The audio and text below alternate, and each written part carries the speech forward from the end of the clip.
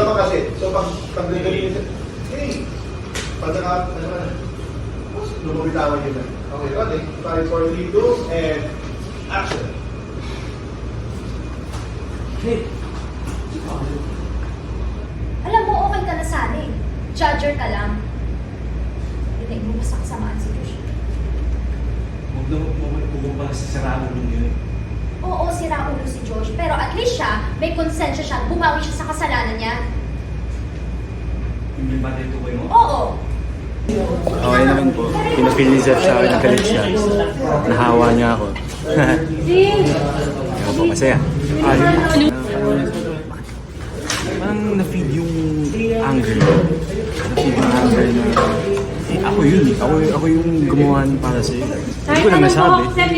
Pero yun, bad trip. Di ba tama? Kung ano sila sa...